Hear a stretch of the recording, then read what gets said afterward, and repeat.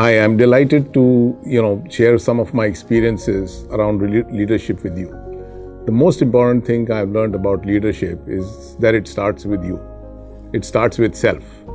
And why I say that is, a lot of us try and make ourselves believe that, our success is created by others. But I think that's secondary. Others can only create opportunity for you. And even for us to realize that an opportunity exists, what is important is, do I see it or not?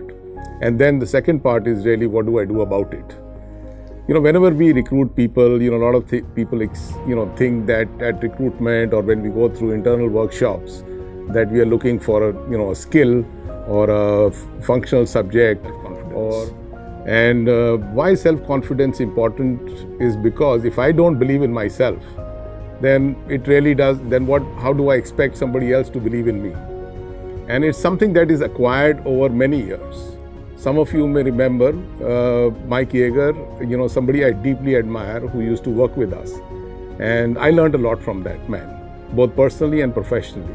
One of the things he taught me, he didn't have a background in oil and gas. He came from the US Navy SEALs and rose up to be the number 2 person in Exxon, and subsequently had BHP's oil and gas business. His answer took me a little bit by surprise. He said, I put up my hand when nobody else was putting up their hand because I had the self-confidence that I could do it. So he put up his hands for something that nobody in the company wanted to do, and that's what made him successful.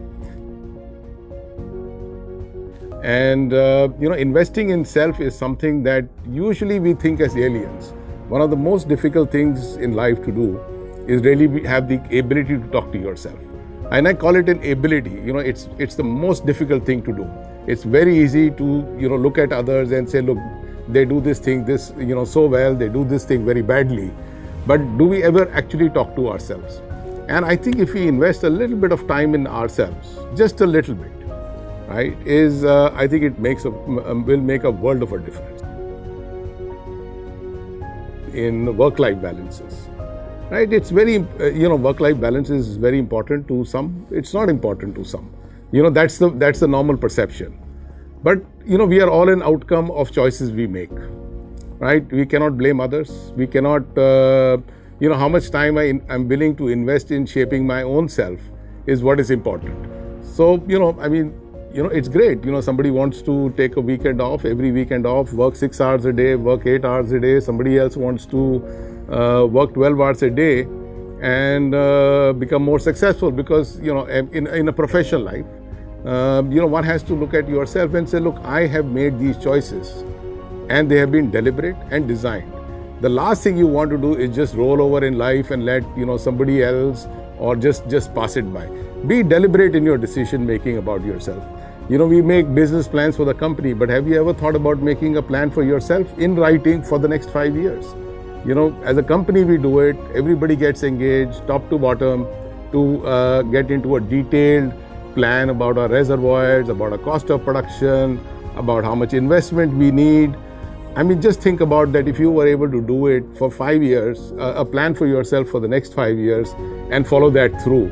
Go back to it every month, just like we look at do our monthly management meeting to see how the month fared and what is it that we are going to do next month. The last thing I think, again, which is self-related, that I want to talk about is about values. No matter what it is, you should stick to your values. It is commonly believed that in most corporations, not just our institution, that we need to toe the line. The reason you exist is because we need divergence of opinions. You have a thought, you've educated, you've been brought up in a certain way, you've been educated by different teachers, you've read different books, you have different experiences. We expect that you would bring it to the table rather than just say yes to somebody. The more you share your experiences in how you articulate them, is that can we look at things in this manner, and it's just the right choice of words. You don't have to get up and start screaming and shouting if things are not going your way, or just say yes to everything, but finding a path that allows you to express yourself and share your thoughts, I think would go a long way in shaping yourself. So invest in yourself, be self-confident, and make sure that you have a plan for yourself and you follow your values through.